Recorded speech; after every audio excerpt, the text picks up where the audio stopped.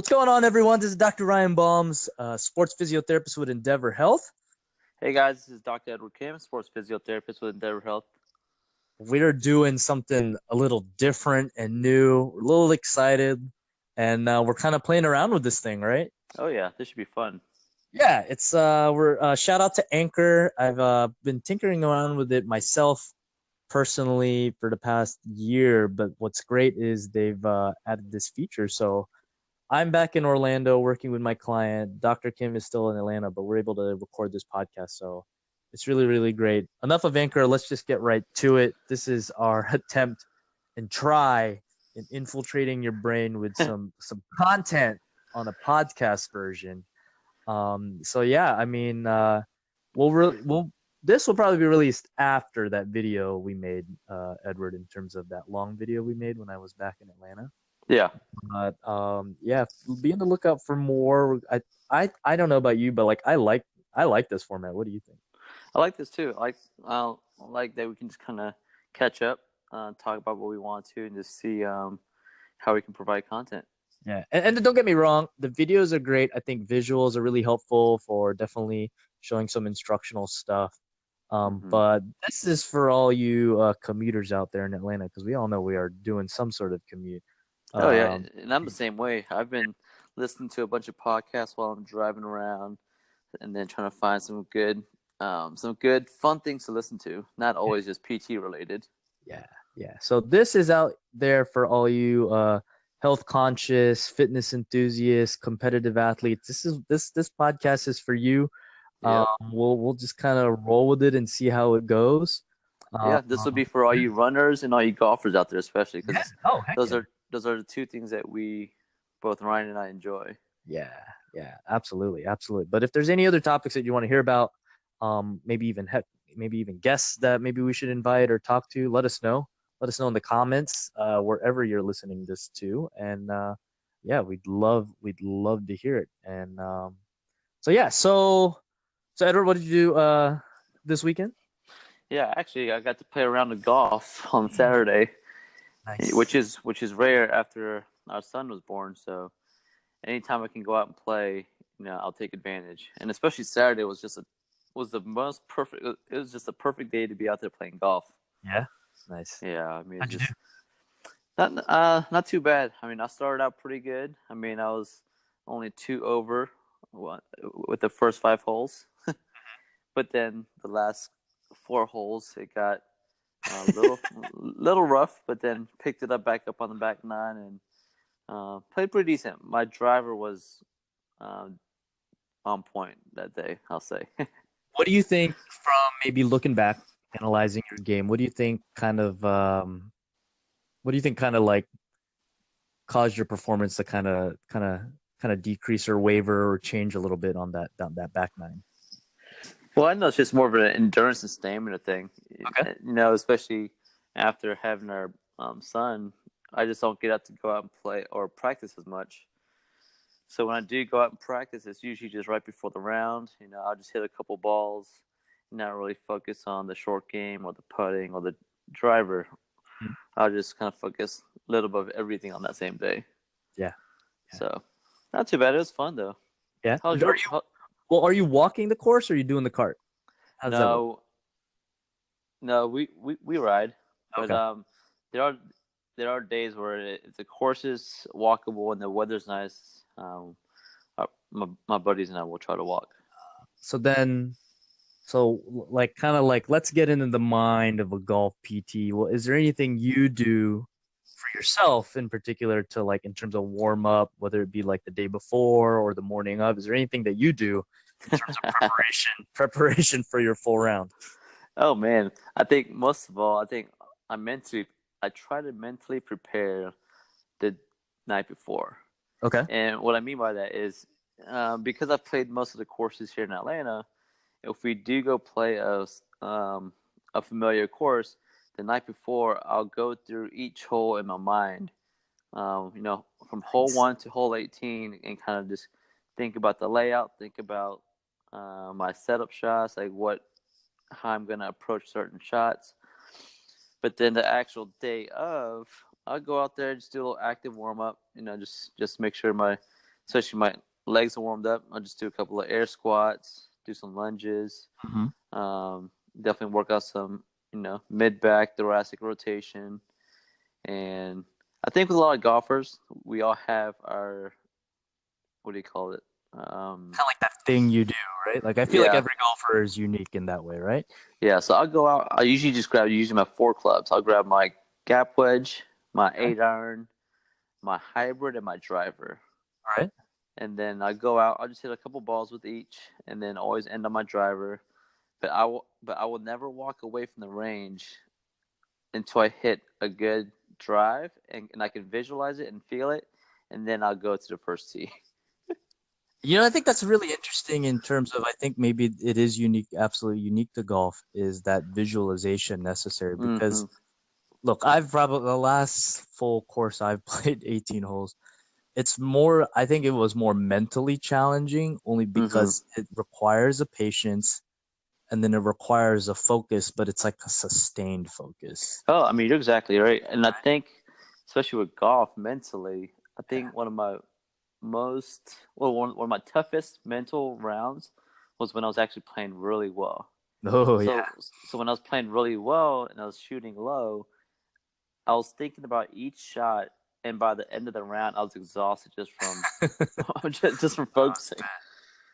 But it's also fun when you're just out there, not thinking about it, having a couple of drinks with your guys, and then just playing. So, Have you felt, do you feel that you're more like when you're relaxed and loose that you play better, or I think, how does that work for you? Like what led you to be like really on that game that day that you're doing well?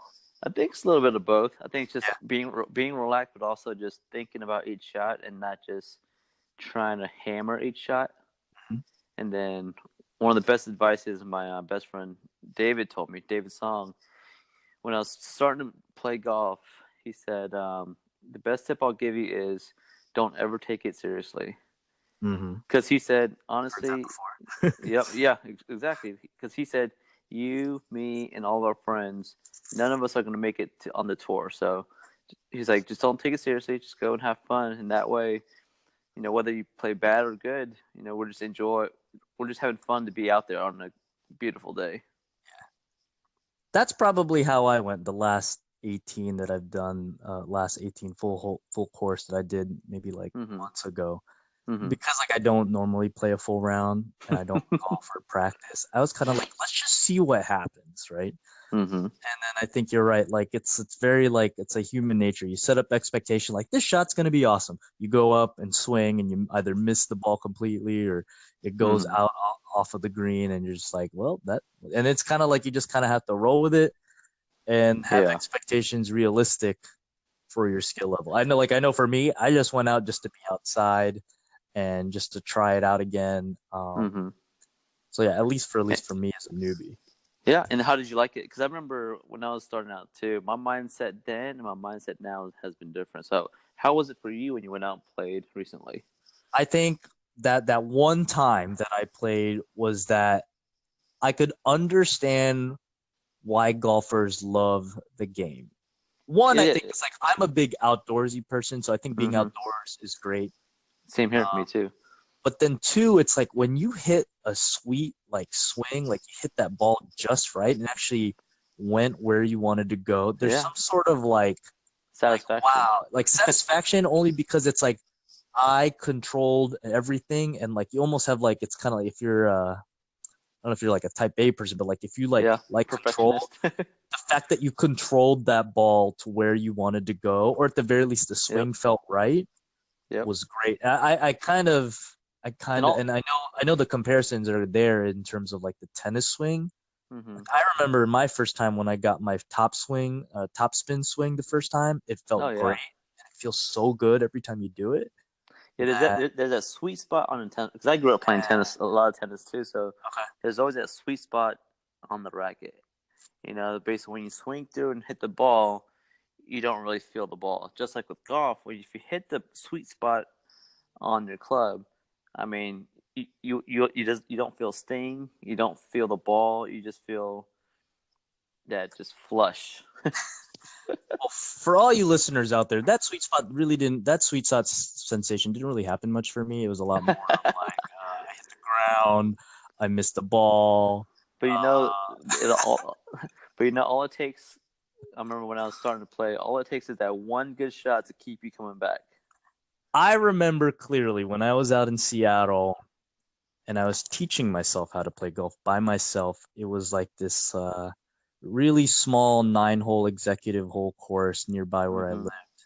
Mm-hmm. And I remember it as clear as day because that was probably like the sweetest swing I had. Like it was like a misty day, but it was still good enough to just be out there.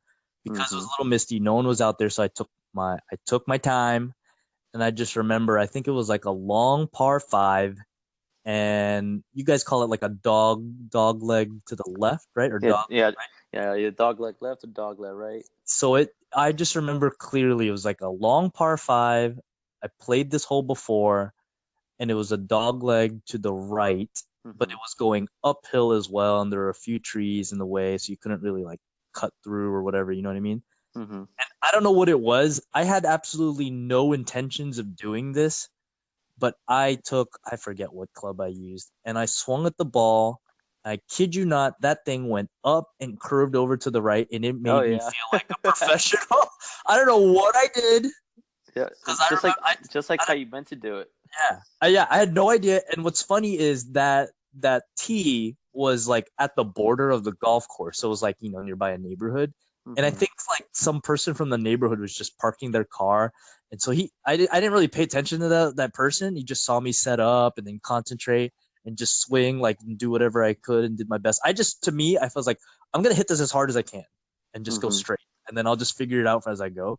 But when Mm-hmm. I saw the path and then it was curving to the right, I was like, wow, that looks really cool. And the guy, the guy that was watching, that was from the neighborhood, he's like, wow, great shot. And I looked at him and be like, yeah, I mean, I didn't mean to do that, but cool. And it was like the best approach shot to the green. So that's if that's the only thing I take from golf was that like if that's what you guys feel like every hole, like I get it. Oh yeah. I mean, it's the execution, and it's just the idea that with golf, you can't master it. And even like no matter how good you play, That's a good even point. with all the pros, you can always play a little better. You can always play one stroke better, a couple of strokes better. I mean, they say I think the perfect round of golf would be a birdie on every hole. Mm-hmm. But even then, it's just like even with the birdie, there's gonna be just missed shots. So for me, it's just if I can put a couple holes together very well, meaning like if I drive the ball well and it's on the fairway, and then my approach shot, I get it onto the green, or I kind of place it where I want it to. And for me, anytime if I'm putting for birdie but I still end up with a par or a bogey, I'm okay because I gave myself the opportunity Ah, to yeah, yeah. I give I myself got the you. opportunity to have that chance. You were right Whereas, there. Yeah, yeah. If you missed the birdie shot, like mm-hmm. cool, but at the very least that you even got to a birdie opportunity. I see what you mean. Yeah, Oh yeah, that makes sense. that's just my mindset. My same buddy, David, all he said was, with each hole, if you aim to shoot a bogey and play bogey golf, that's still going to be a 90. So basically, meaning that there are going to be a couple holes where you shoot better than a bogey, and there'll be a couple holes where you shoot worse than a bogey. Mm-hmm, So mm-hmm. therefore, you'll have some good holes and bad holes. So with that mindset, that kind of changed the way I play. So anytime I get a par or bogey, I'm happy. If I get a double, triple, not the happiest, but you can always bounce back. That's really great. It's kind of like like when I hear runners, or at least I know for myself, like I'm not a sub 6 mile pace runner, Mm-hmm. and I know for me, fast or like not an easy run, but a tempo run for me puts me at like 8:30, 8:15 pace. So still Oh, nice. fast. It's decent. It's not like Yeah. blazing fast. Mm-hmm. But I know when I meet like newbie runners, they're really trying to like sometimes they're just happy to finish, which I think that's great. Yeah. If you can finish and get through that mental hurdle. And then when Mm-hmm. it comes to speed work, you're right. I think it's obvious they're like most people can't be a sub 6 or even a sub Yeah. 5. Well, So you're speaking right. of It's kind of like that with golf, right? Like I It mean, is. I don't know. How is it? How many people that are recreational, non-professional, can shoot birdie golf? Is that common?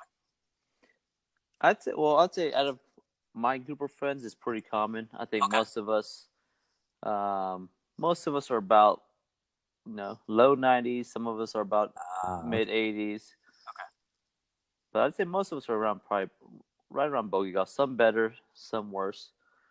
But I remember when I used to be one of the worst ones out there, and it was just tough. But now, I mean, I can hang with most of my friends, which is fun.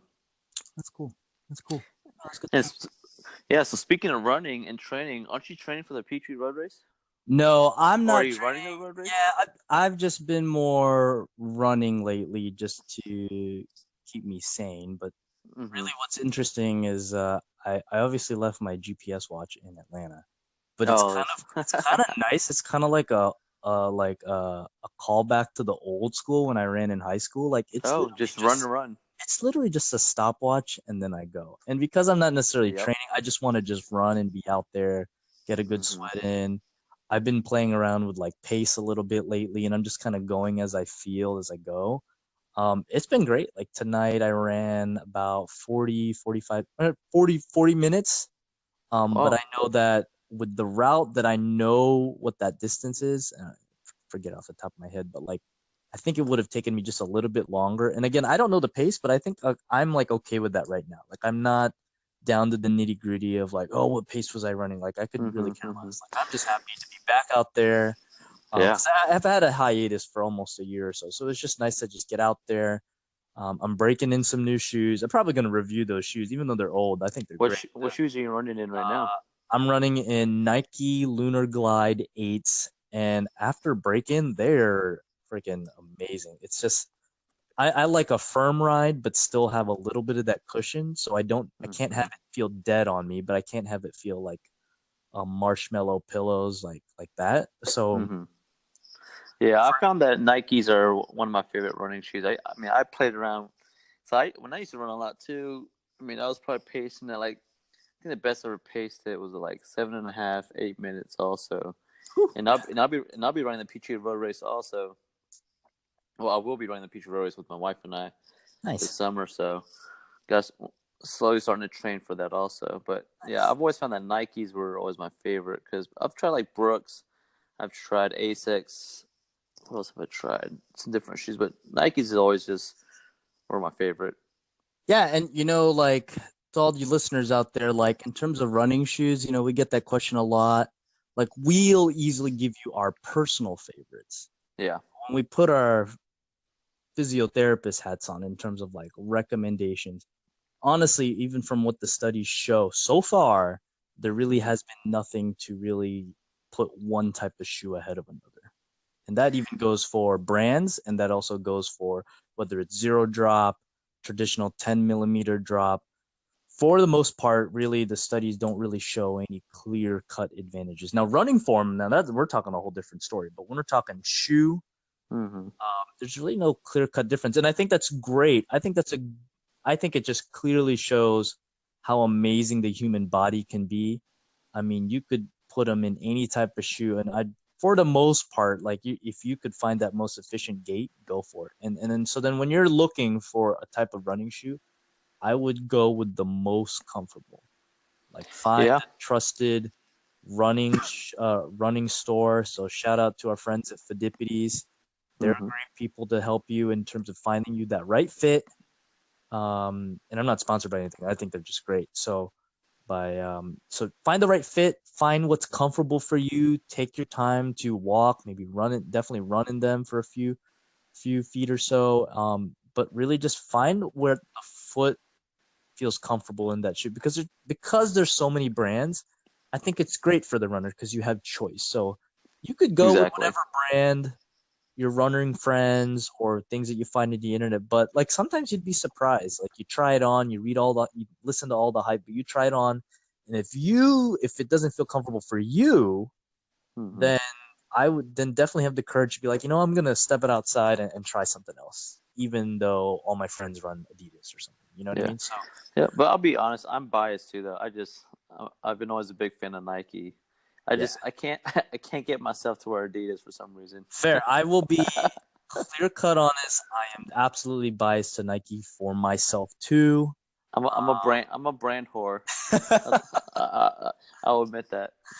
Yeah, but for any runner that's asking like what shoe is best for me, like it really all depends. I think there's some structural things I could recommend, but even then the evidence shows that like motion control versus cushion, like it may not necessarily matter. Now, I think when I work with a running client, I remember one running client, like if there's a particular injury they're trying to avoid, maybe then I'll lean them towards a certain type of shoe. Hmm. But let's say if you're non-injured, new to the sport, or just looking for a normal running shoe, really just go with what you're best comfortable with. Because I think, in my opinion, I think it's because it's whatever shoe is comfortable for whatever reason, that shoe is matching your running gait. Hmm. You know, um, So so then, with running and while you're training, what are some things you're doing to warm up for the run or to kind of to prep for a run?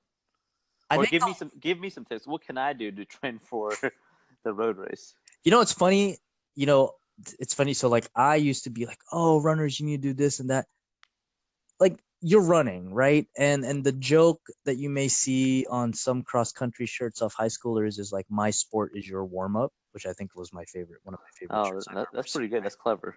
And it's like I think I remember clearly I was treating a marathon runner client and I was telling her all this stuff like, oh, you should try and warm up and this and that, like some Hmm. skips and jumps, and she's like, Ryan, I'm about to run like 3-4 hours. Like, I'll be warmed up. So it's kind of funny, and I thought it was a great lesson in terms of like listen to your client, listen to what's Hmm. important to them. And I was like, yeah, you're totally right. And I love that she brought that up. She wasn't doing it condescending, like she just like laughed, and I thought it was great. And it was a great lesson for me as a clinician. But I think, let's say if it's like a long run, which it was for me, 40 minutes was my long run for now for Hmm. today. My warm up was just those first few miles was just like, let's just take the pace at where you feel comfortable, and then from there I kicked up the pace. Now, with that being said, Nice. I think I know, depending on how I feel, like if I was maybe like sitting for a long time for whatever reason in traffic or doing notes, I'll definitely open up my hips a little bit more, Hmm. loosen up my hip flexors. Hmm. But I don't necessarily maybe sometimes like stretch hip flexors to loosen them up. I'll actually do more like an activation. So like I'll be standing on one leg and actually trying to kick back as fast as I could, right? So Okay. Yeah. really activate glutes, Hmm. because how the body works in terms of reciprocal inhibition, which layman terms means if I turn on my butt muscles, all the muscles in the front are going to, for the most part, be quieter. So if I Yeah. turn on my butt muscles, my hip flexors will be quiet, and that's just something that happens in our body every day. Just like when you turn on your bicep to bend your elbow, your triceps will quiet down. Because if that Hmm. wasn't the case, then you're pretty much playing tug of war with yourself. So for me, if I were to warm up, I would definitely then to get my hip flexors loose. I'm not gonna roll it. I'm not gonna stretch it. I'm actually going to really work on like kickbacks to activate my glutes Hmm. to loosen up my hip flexors. And Nice. so I find that, yeah, I That's a find good that's point. been helpful. And yeah, it's just another strategy. There's nothing against stretching or mobilizing, but I know for me, I just like priming those muscles to get into that active extension. Hmm. Yeah. And then what do you do to cool down? Or what do you usually do after your long runs? Long runs, like when I reach to that point where I know I give myself like, okay, when I reach here, I'll stop. I definitely just kind of walk it off, kind of kind of almost assess like how my run felt. Like that felt good. I don't get too hard on myself, like critique, like, oh, that could have been better. Because again, it's just almost like a free run. And I Hmm. just kind of let my mind free and just be like, just kind of slow down my breathing, let my body catch up with myself, and then I go back inside and kind of just Nice. but yeah, you definitely, it's like you like the moment you stop, it's almost like where that runner high kind of come in a little bit more in terms of like you get that sense of like you finish. So that's Hmm. good. That's kind of what I do. I don't necessarily stretch or mobilize, although there is definitely some good evidence to do that. But I know for me, because this is like a easy and somewhat tempo run, I didn't really feel the need to. But sometimes I will do that, especially if it's like a hard workout, like tempo Mm-hmm. or heavy intervals. Then I'll definitely get on my foam roll and kind of roll and relax my hamstrings and things like that. Nice. Well, speaking of foam roll, what is your professional take on foam rolling? Because this is such a hot topic that I come across lately, especially with a lot of my clients. But it's just, actually, I want to hear your thoughts on it. I think honestly, it's a feel good, and let's just be real with everyone. Like, there's Yeah, nothing wrong with feel good treatments, and if it's something that definitely you not. could do on your own, please do it. But I think it's interesting that with the studies that I've read and read through is that like there hasn't been a study to show that the foam rolling will truly increase mobility. And if it were, it may Mm-hmm. not be from a literal, oh, you made the muscle longer or quote unquote looser Mm-hmm. physically. It may actually be just more kind of like a mind body connection type thing. And it makes Yep. sense, right? Yeah, It makes sense why exactly. when we do massages, we feel great. So Mm-hmm. it's no different, in my opinion, in terms of when you foam roll a quadriceps or you foam roll a hamstring, that if it feels good, it's great. And right now, the studies show that it's transient; it doesn't last forever, but that's okay. I think that's perfectly fine. And another thing that the study shows that like you foam roll, it really doesn't change much in terms of whether how sore you feel the few days afterwards. So I think the expectation should be there. So like if you're foam rolling, then you still feel sore 1 day, 2 day, maybe 3 days afterwards. No worries, you didn't do anything wrong. Heck, science can't even figure out why we still have delayed onset muscle soreness. But in the meantime, foam roll, whatever you feel comfortable, and if it feels good, let's just keep rocking that feel good for sure. Yeah, I mean, I agree with you, and I think I think the false thing to say is that it changes, changes your muscles, Yeah, changes like the length of the structural muscles. length. Yeah, Yeah, absolutely. I mean, because nothing, you can't really do that. But I think there is some reason behind. It makes you feel good, helps with the pain, all that pain science that goes on. But yeah, I've done foam rolling. I'll show clients how to foam roll their hips, especially the glutes, kind of so that it takes the pressure off their back. Yeah, Yeah, because I know there's this sometimes pervasive thought in terms of I need a foam roll really hard. I really need to dig in there. I mean, if you like that and that for whatever reason you find that enjoyable, I think by all means please go for it. But I don't think the whole more is better mantra applies here in terms of more pressure or harder foam roll. Like go with it, whatever makes you feel good. Like you have the permission to foam roll. If it feels good for your muscles, please by all means go ahead and do it. I know for me, yeah, because knowing that like I don't have to get the most high tech, it's literally for me personally, it's a Amazon Basics foam roll, and it works just fine. And I don't even foam roll all the time, and it's not even. I know for runners feel like they have to foam roll every time. Like no, you don't. If you want to feel good every time, by all means, but you're not missing anything out if you yeah, don't foam roll. yeah. You're not gonna be left behind of the Yeah, next runner if you don't, or if you do foam roll. But I absolutely. do, but I did tell like my clients that are runners, like people always talk about foam rolling their IT bands. I actually recommend not to do your IT bands because it, I'd it agree. does hurt. But I say focus on because we always talk about pain. What is the source of the pain? So if your IT band's hurting, don't just keep chasing the pain, but figure out what's causing Cause. that. Yeah, yeah. Just like I forget who said it, but I think one of my classmates or professors said, if you have a leak, if there's a puddle of water there, and then you just keep cleaning it up, but the puddle keeps coming back, it's not going to do anything. But if you go find where it's leaking from, find the actual source of it, then that takes care of the puddle that you find. 100%. So I Totally true. think, what I tell people is, it could be your quads, it could be your glutes, it could be your hips that's causing your IT being hurt. So try targeting a couple of those areas, and you'd be surprised on how much better actually your knee will feel or your IT band will feel. So, Hmm. but that's something to kind of to figure out um, for us as we go. And you know how like whenever like when you take like over the counter medication and like it was a Tylenol for pain or something, says like, if pain persists after a certain amount of days, contact your doctor. I would say the same advice applies to the over the quote unquote over the counter treatments for muscle pain in terms of like, let's say foam rolling, right?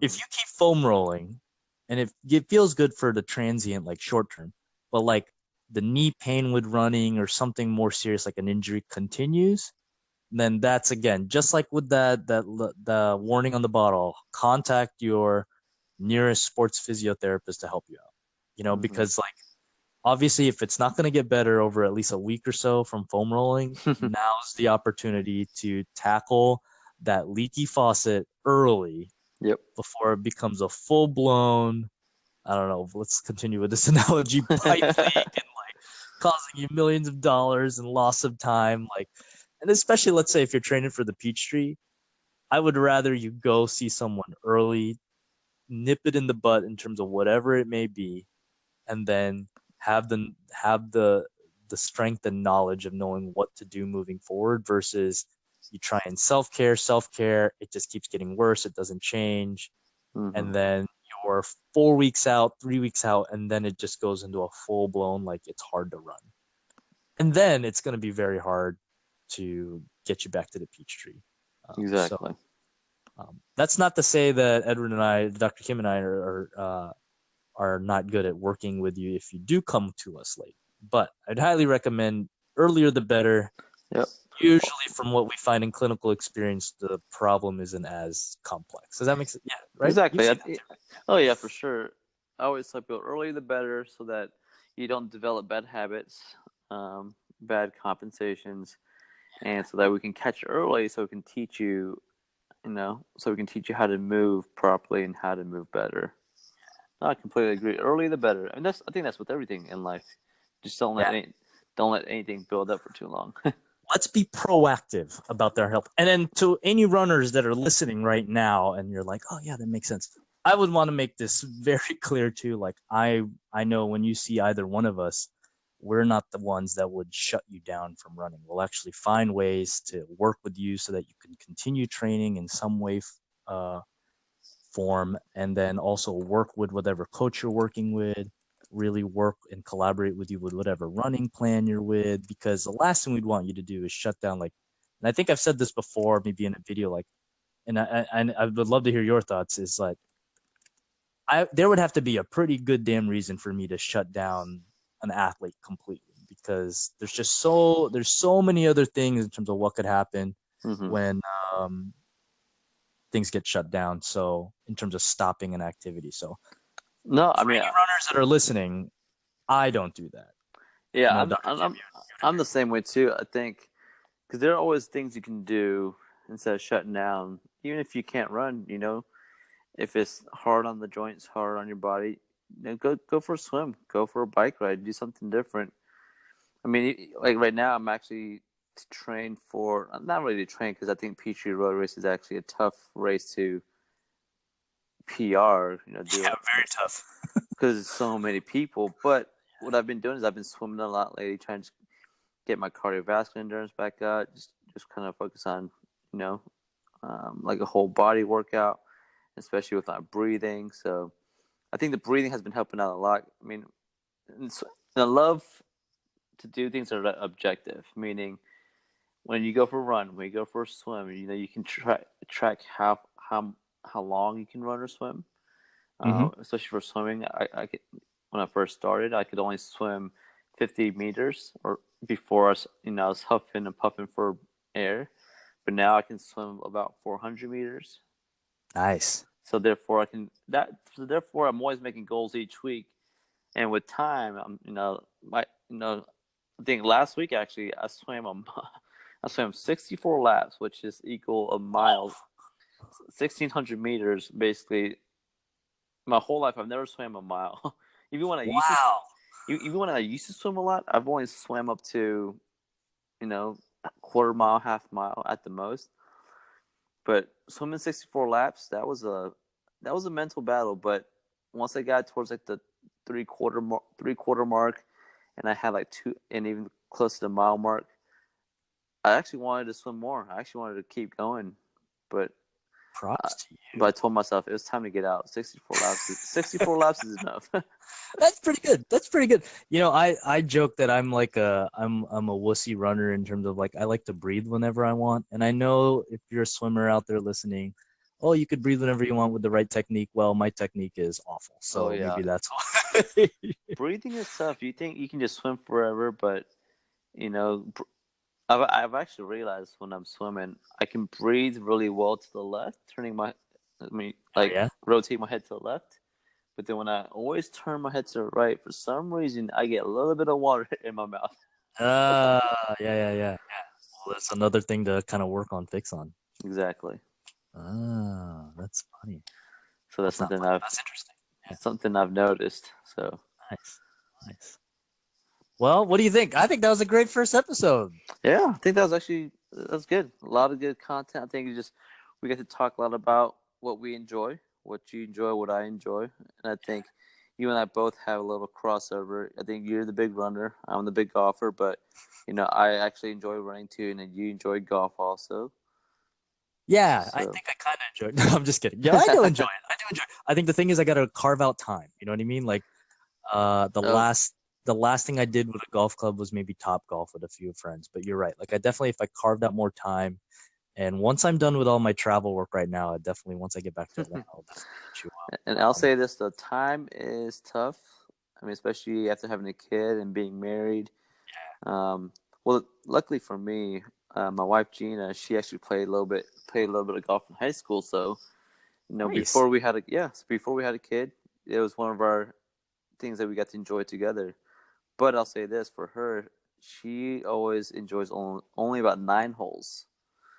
Meaning, Why is that? for her, she just can't, she doesn't enjoy being out there for 4.5, 5 hours because, It's a long day. Yeah. yeah, for her, she'd rather be doing something more productive. Yeah. But then for That's a me, mental thing, right? That's like a it mental. is.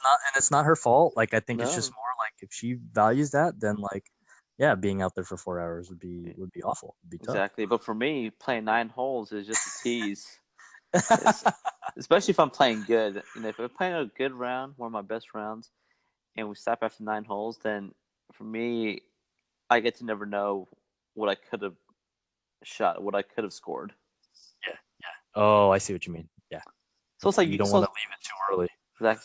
So it's like saying you're running a 5K or 10K, and you have the best 5K like first half of the run, and then someone tells you to stop running and don't finish the race. No. I got a better analogy. And this will probably abandon like maybe a majority of our listeners right now, except for the select few. It's like being at a Florida Gator football game, and even though we're up or even though we're losing, Go Gators! you leave by like halftime or third quarter. No. Gators stay through the whole game. Shout outs to all the fans that stay throughout the whole game, rain or shine, losing or winning. Through all kinds of weather. Yep.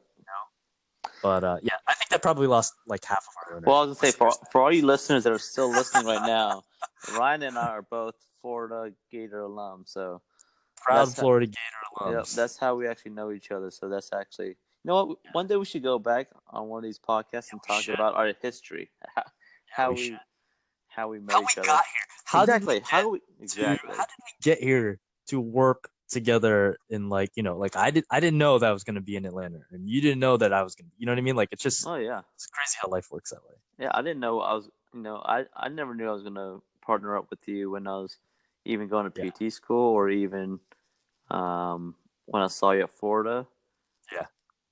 Yeah. Yeah, that'll be. I think that'll be our next episode, next podcast. Yeah, let's just do that. Let's just do that for the next episode. Let's do a little origin story. Dr. Balmes, Dr. Kim, before they were Dr. Balmes, Dr. Kim. I think that'd be fun. Yeah, a little bit of our background, each of our backgrounds, and how we both got here. Yeah. So, thanks for listening, everyone. Let us know what you thought about this first episode. Comments, like, subscribe, do whatever you'd like to do. But please subscribe and comment, share with everyone. But yeah, I think the one thing we could all agree on is that as sports PTs, we're not. This is not coming out of just like hot air. Like we're living and breathing and doing our own stuff. And as you could hear, like we're going through our own, I don't know, what would you call it? It's not struggles. What would you call it? Life endeavors. Yeah, it's more like we're going through our own process in terms of getting Exactly. better as athletes and, fitness enthusiasts. And I think that is a misconception. I know we're kind of finishing up, but I think the misconception, and I have this too, is that we all think that PTs are the healthiest people, pain-free, injury-free. But in reality, we're all just like you guys. We have things to work on. We have things to focus on. And I had the same kind of idea I used to about professional athletes, and especially as we're seeing athletes in the clinic. But I have this mindset that, because they're professional athletes and they're elite level, that they move 100%, they have no pain, they are specimens. But I come to realize they have limitations like we do, but they're just really good. Yeah, which we can they're talk hiding about. them. Yeah, Yep. they're either hiding them or they're making it work at the most Exactly. elite levels. Yeah, Yeah, that's something we can talk about in different podcasts, but they're just really good at compensating. But compensating or pushing through, yeah, whatever you like to call it, they're just really good at still performing at the highest levels. But exactly. at the end, like we're all human and we all have our journeys that we're making through and being healthy with our bodies and all that. But yeah, let's chalk that up to another podcast episode. Sounds good. Coming up with content in the content. That's how this grows. It's inception. It's a content inception. So there we go. Thank you everyone for listening. I'm Dr. Ryan Balmes, sports physiotherapist with ENDVR Health. Yep. Thank you guys. I'm Dr. Edward Kim, sports physiotherapist with ENDVR Health. Talk to you guys later. Yeah. Bye. Bye.